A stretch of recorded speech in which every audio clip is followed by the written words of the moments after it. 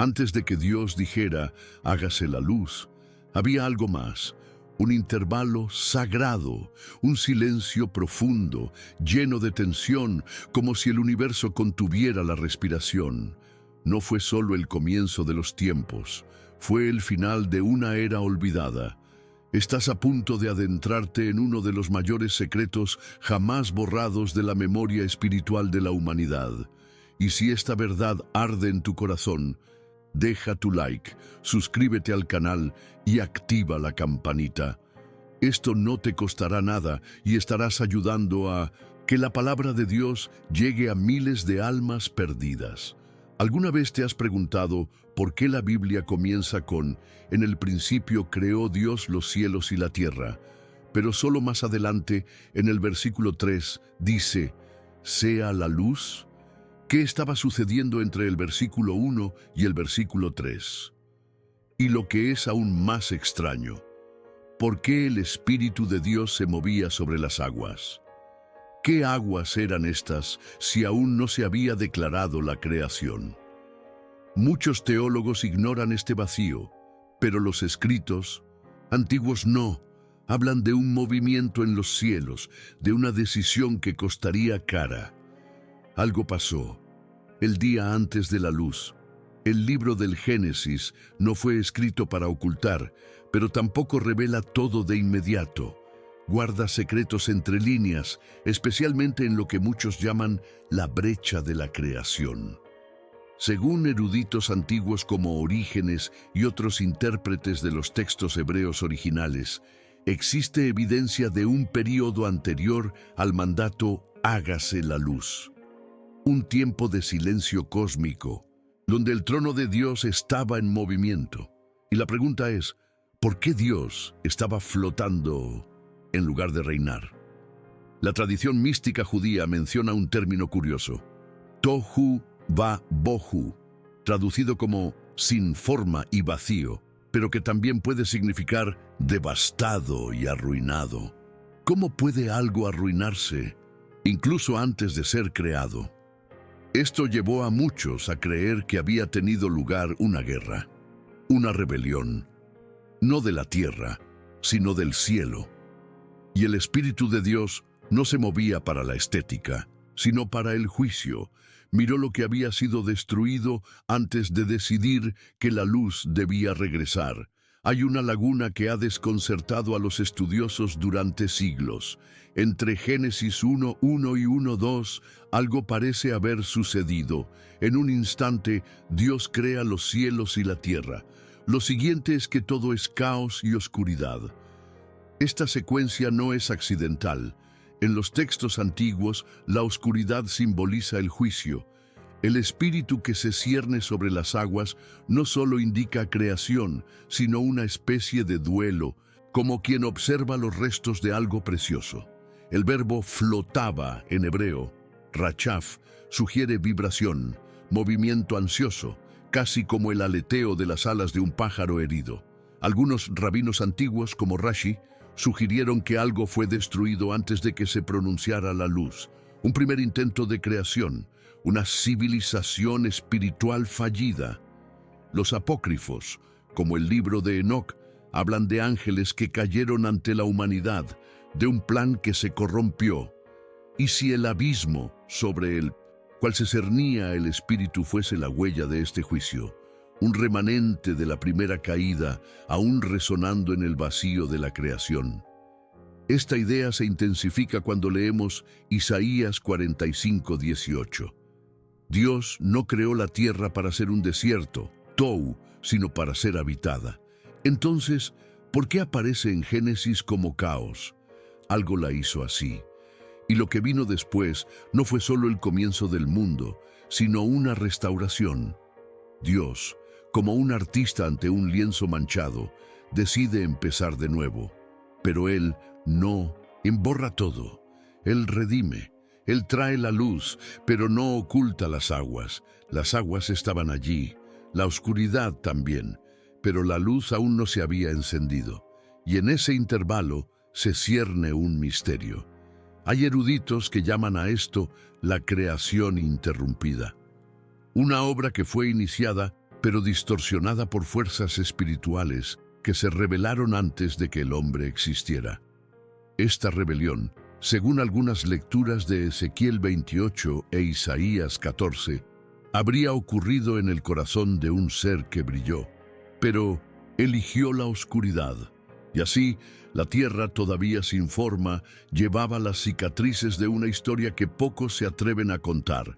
Ezequiel 28 describe a un querubín ungido, colocado en Edén, perfecto en sus caminos, hasta que se halló iniquidad en él.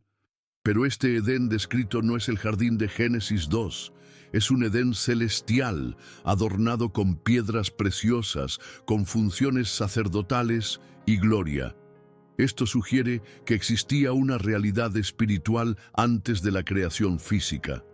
Un Edén desde arriba, donde vivían seres celestiales. Y allí uno de ellos se exaltó. Su caída no ocurrió antes de Adán, sino mucho antes de que el barro fuera moldeado. Este ser, identificado posteriormente como Lucifer por la tradición cristiana, no cayó por envidia del hombre, sino por orgullo ante Dios. Isaías 14 dice: «Subiré al cielo, seré semejante al Altísimo». Este deseo es anterior a la creación de la humanidad. Significa que la primera rebelión ocurrió antes de que la luz fuera llamada, antes de que existiera el tiempo humano. El día antes del Génesis fue escenario de una guerra celestial, y los restos de aquella batalla todavía flotaban sobre las aguas cuando el Espíritu se movió. El silencio entre los versículos del Génesis es en realidad un eco de este conflicto, una brecha donde los cielos se sacudieron y la tierra, o aquello que existía como base material, se convirtió en un campo de ruinas espirituales.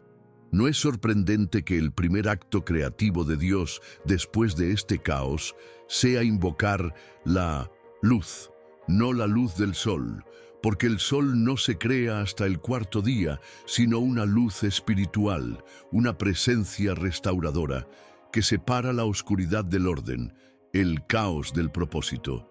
Fue el comienzo de una nueva época.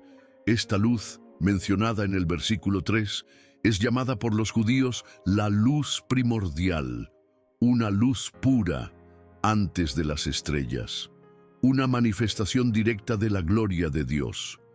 No solo ilumina, sino que separa lo que viene de la rebelión de lo que será redimido. Es la primera respuesta divina a aquello que había sido corrompido. Y al decir, hágase la luz, Dios no solo está creando, está decretando.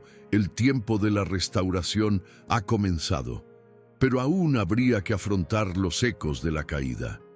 La tradición cabalística enseña que antes de la creación tal como la conocemos, Dios habría emanado luz infinita en recipientes llamados sefirot. Pero los contenedores no pudieron soportar tanta gloria y se rompieron. Este acontecimiento se denomina la ruptura de los vasos, Shevirat Akelim. Una imagen simbólica pero poderosa. La idea de una creación espiritual que se derrumbó bajo el peso de la propia presencia divina. Si esto es una sombra de la realidad espiritual anterior al Génesis, entonces el caos inicial es consecuencia de una gloria mal administrada, no rechazada. A partir de ese momento, todo cambia. El plan de Dios no se destruye, se reinicia, pero esta vez con un nuevo protagonista, el hombre, un ser que a diferencia de los celestiales no comenzaría desde arriba, sino desde el polvo. Frágil, sí, pero lleno de propósito. Adán no aparece como el primer ser consciente, sino como símbolo de la futura redención. Y al moldear al hombre a partir de la tierra, Dios estaba, de hecho, abriendo un nuevo camino, una creación que aprendería a elegir la luz, incluso aunque ésta viniera del polvo. Es por esto que el orden de los días de la creación tiene tanto peso. Dios separa, organiza y pone límites, exactamente lo opuesto a lo que ocurrió con los seres anteriores. La rebelión espiritual rompió fronteras y trató de ascender por encima del trono. La creación humana, sin embargo, comienza con límites bien definidos. Aguas separadas, luz y oscuridad distintas, cielos y tierra delimitados. El mundo que Dios forma para Adán es una respuesta clara al colapso del mundo que existía antes, pero aún quedan rastros del pasado. La serpiente que aparece en el Edén no es un simple animal. Ella ya es astuta, habla y sabe demasiado. Ella ya estaba allí. Esto confirma lo que muchos eruditos concluyen. El enemigo del hombre no nació en el Edén. Él vino de antes, de otra dimensión, de otra historia. La historia del día antes del Génesis, cuando reinaba el caos y el juicio se cernía sobre las aguas. El Edén fue solo el segundo capítulo de una guerra antigua. El Edén, entonces, fue creado no solo como un paraíso, sino como un campo de pruebas, un entorno protegido y cercado, donde el hombre sería puesto a prueba, no solo en cuanto a su obediencia, sino también en cuanto a su lealtad, en medio de la influencia de un mal que ya existía. El fruto prohibido era más que un símbolo de conocimiento. Fue la línea que separó al hombre de la rebelión anterior. Dios estaba diciendo, no tienes que repetir la caída que vi antes de la luz. Pero la historia, lamentablemente, se repitió. Al decidir escuchar a la serpiente, Adán no solo desobedeció, sino que revivió el eco de la primera caída. Por eso la consecuencia fue tan inmediata y severa. La expulsión del Edén no fue solo un castigo, sino una protección contra algo mayor, el riesgo de que el hombre, ahora en pecado, comiera del árbol de la vida y perpetuara una corrupción similar a la que una vez destruyó los primeros órdenes celestiales. La espada llameante que guarda el jardín no es solo simbólica, es un recordatorio de la guerra espiritual que precedió a todo esto. Es por esto que el Apocalipsis se hace eco del Génesis. La narración bíblica comienza con el caos y termina con el juicio. Al final hay un cielo nuevo, una tierra nueva y una ciudad donde ya no hay oscuridad. La luz que Dios dijo sea en Génesis 1:3 regresa en Apocalipsis como la gloria del Cordero que todo lo ilumina. Es un ciclo. Lo que comenzó como restauración termina en consumación, y todo esto solo tiene sentido cuando entendemos lo que vino antes, el silencio lleno de gloria y pérdida. El día antes del Génesis no es una metáfora poética, es una realidad espiritual que da forma a toda la Biblia. Por eso la tierra ya estaba cubierta de agua y oscuridad. Por eso la historia de la humanidad lleva las marcas de una guerra que no iniciamos nosotros. Y es también la razón por la que Dios siempre actúa con gracia y justicia. Él vio la caída anterior y aún así decidió empezar de nuevo, crear de nuevo, darle al polvo la oportunidad de convertirse en un niño. Si entendemos esta perspectiva, nos damos cuenta de que el Génesis no es el comienzo absoluto de todas las cosas, sino el comienzo de nuevo de aquello que fue contaminado. La creación del hombre es el comienzo de un plan de redención. Dios no necesitaba crear de nuevo. Él eligió hacerlo, porque aún después de la rebelión celestial, Él no desistió de su propósito. La creación humana surge como respuesta de un Dios que decidió volver a amar, volver a confiar, aún sabiendo lo que la libertad puede provocar. Este contexto también redefine la misión de Jesús. Él no vino solo para redimir el pecado de Adán. Él vino a vencer aquello que causó la caída ante Adán. Juan escribe que el Hijo de Dios apareció para destruir las obras del diablo, obras que existían antes del hombre. Cristo no solo entra en la historia de la humanidad, entra en el campo espiritual de una guerra antigua. Él es la luz original que brilla en la oscuridad, el mismo de quien Dios habló en el principio. Por eso el Nuevo Testamento habla tanto de luz y tinieblas. No es solo un lenguaje moral o simbólico, es un regreso al conflicto primordial. Pablo dice que hemos sido trasladados del reino de las tinieblas al reino de la luz. Pedro habla de proclamar las virtudes de aquel que nos llamó de las tinieblas a su luz admirable. El lenguaje no es nuevo, es la continuación de un decreto que comenzó cuando Dios dijo, «Sea la luz», una respuesta a la caída que precedió al hombre. Así, cada versículo del Génesis se convierte en una ventana a algo más profundo. No estamos leyendo solo sobre el origen del mundo físico, sino el reinicio de un plano espiritual. Las aguas, la oscuridad, el espíritu flotando, la luz apareciendo. Todas estas son pistas dejadas por Dios para aquellos que tienen ojos espirituales.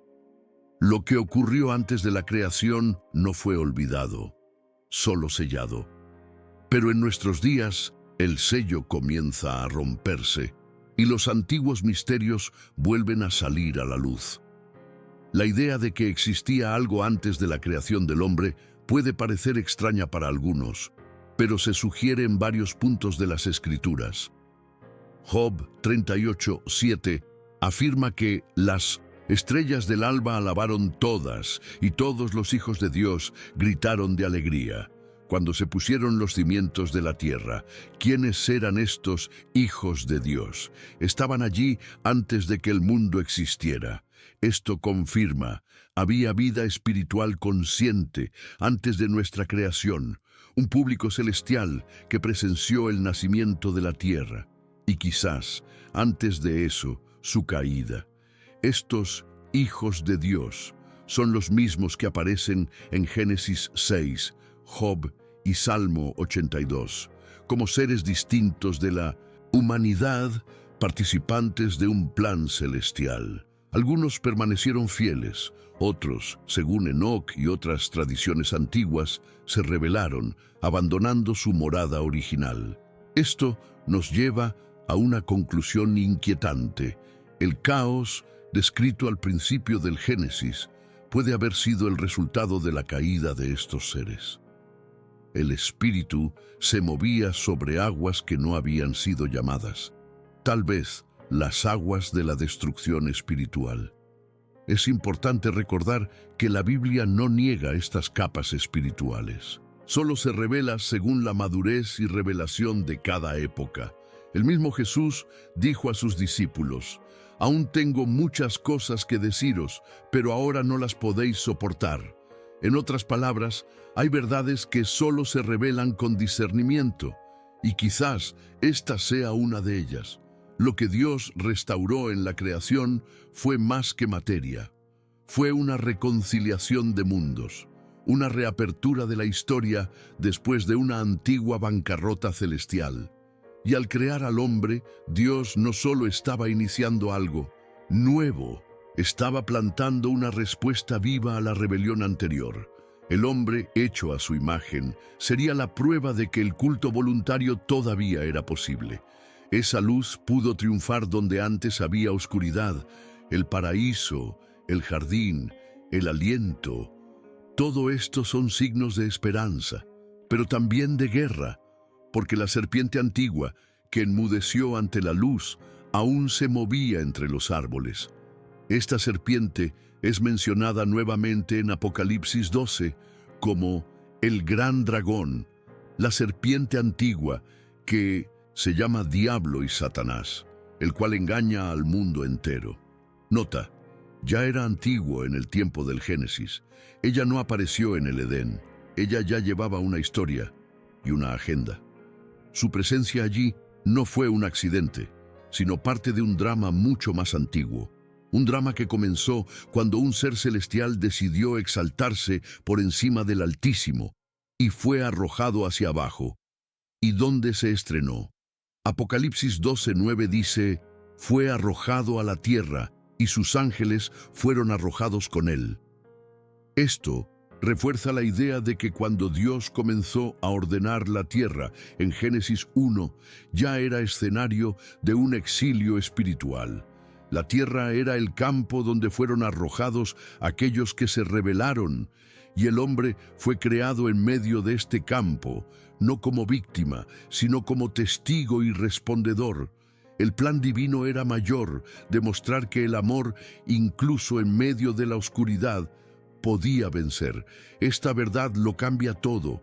No somos solo criaturas hechas de polvo, somos una respuesta viva a la antigua caída. Somos el reflejo de una gloria que Dios decidió revelar incluso en un mundo marcado por la rebelión. Somos elegidos para manifestar la luz en medio de la oscuridad, no solo del pecado humano, sino de la guerra espiritual que comenzó antes del tiempo. Cada aliento del hombre es una afrenta al orgullo de aquellos que cayeron antes de que se dijera la luz.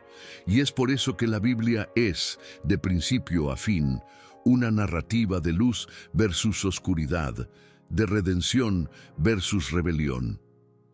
La historia del Génesis no es infantil ni simplista, es profundo, cósmico, espiritual, un reinicio después del colapso. Y nosotros estamos en el centro de esta nueva creación, no como espectadores, sino como herederos, como hijos que fueron engendrados en el corazón de Dios para restaurar junto con Cristo lo que se perdió en el silencio del día anterior a la creación. El apóstol Pablo entendió esta dimensión oculta cuando escribió que en Cristo todas las cosas, las que están en los cielos y las que están en la tierra, serán reunidas nuevamente. Efesios 1:10. Habló de reconciliación cósmica, no solo de perdón humano. El plan de Dios siempre fue mayor que redimir al hombre. Era restaurar la armonía en toda la creación, corrigiendo el desorden que comenzó antes de que el primer rayo de luz iluminara la materia. Por eso, en Romanos 8, Pablo afirma que la creación gime, esperando la manifestación de los hijos de Dios.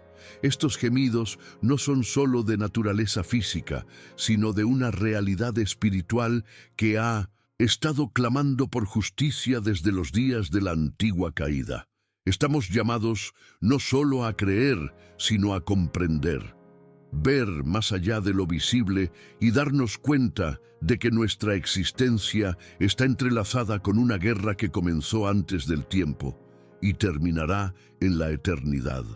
El día antes del Génesis nos enseña que el caos no es el final, sino el comienzo de la intervención divina, que incluso cuando todo parece perdido, Dios todavía está flotando sobre las aguas, que antes de que surja cualquier luz, hay un decreto susurrado en silencio: todavía estoy aquí.